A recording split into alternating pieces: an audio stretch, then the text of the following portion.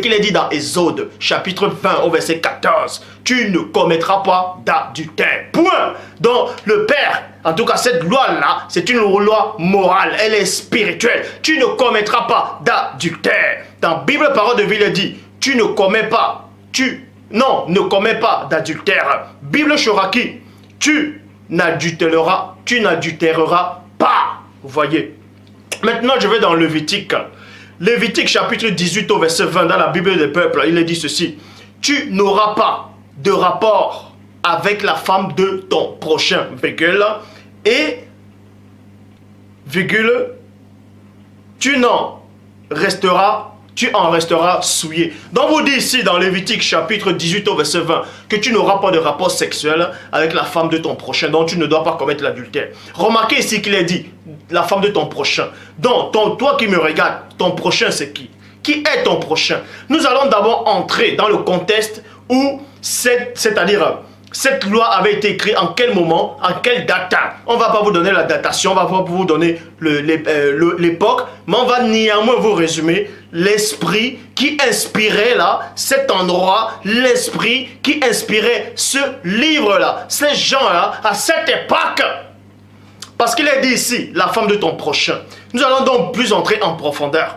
Parce que dans la Nouvelle Bible seconde, il est dit ceci, tu n'auras pas de rapport sexuel avec la femme de ton compatriote. Vous voyez? Donc on quitte de prochain, on redescend, on entre la femme de ton compatriote.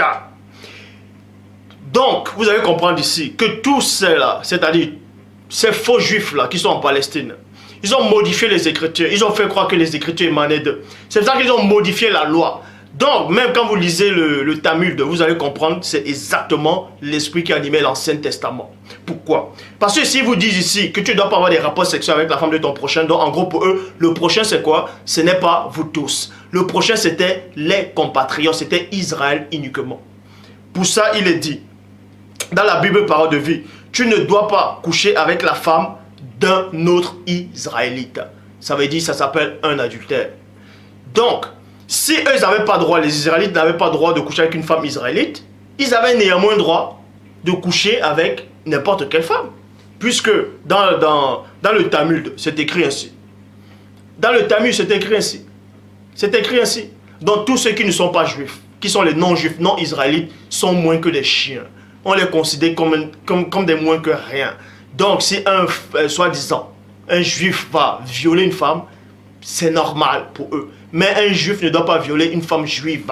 Parce que c'était interdit dans la loi. Donc vous voyez quel esprit qui animait ces gens-là.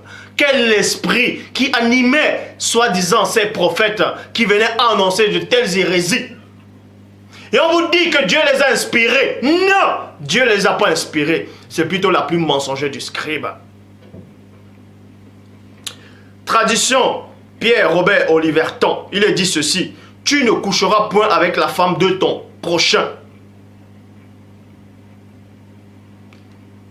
te contaminant en elle par émission de semences. Traduction du mot nouveau. Et à la femme de ton compagnon, tu ne dois pas donner ton émission de sperme pour en devenir un pur. Vous voyez? Pour en devenir un pur. Je continue. On vous dit ici dans la Bible de Tradition du Monde Nouveau que tu ne dois pas donner ta semence à une femme étrangère. Ça veut tout simplement dire, comprenez la révélation. Ce qu'on appelle les banques de sperme, excusez-moi ce mot-là, bref, la banque de semences, c'est-à-dire la banque de sperme, c'est quelque chose de diabolique devant le Père. Ces hommes qui vont dans des laboratoires ou des hôpitaux, des cliniques, ils se masturbent devant un revue pornographie, ils se masturbent devant une télé juste parce qu'ils veulent donner les spermes, pour qu'une femme plus tard, qui n'a jamais vu, prend de ce sperme-là, c'est-à-dire fécondation in vitro, tout ça là, prend de ce sperme-là et on utilise. C'est quelque chose d'abominable devant Dieu. Et je relis encore la version. Je relis la version traduction du Monde Nouveau. Et à la femme de ton compagnon, tu ne dois pas donner ton émission de sperme pour en devenir impur. Pour en devenir impur. Vous allez peut-être dire, non, c'est pas comme si j'avais couché avec elle, j'ai juste sorti ma semence et les médecins ont pris, bref, ils ont pris, ils ont introduit ça dans cette femme-là, elle a eu un bébé. C'est une abomination.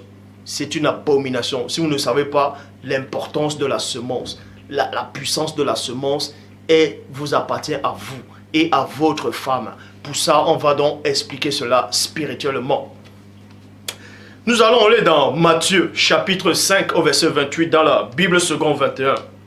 Mais moi, je vous dis, 2 points. Tout homme qui regarde une femme pour la convoiter a déjà commis un adultère dans son cœur. Point. La personne du premier-né vient ici, vous dit ici, que en gros, la loi que soi-disant les Israélites ont reçue en disant, tu ne dois pas coucher avec la femme de ton prochain, la femme de ton compatriote, la femme d'un Israélite, ça c'était faux.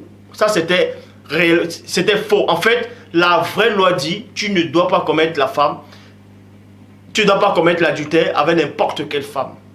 Ça ne s'adresse pas seulement aux Israélites. C'est pour ça que Christ dit ici dans Matthieu chapitre 5 au verset 28 dans la Bible seconde 21. Mais moi je vous dis, tout homme et non tout Israélite, et non tout juif, mais tout homme, peu importe sa nationalité, Christ a mis tous les hommes là, tout homme qui regarde une femme pour la convoiter a déjà commis un adultère dans son cœur.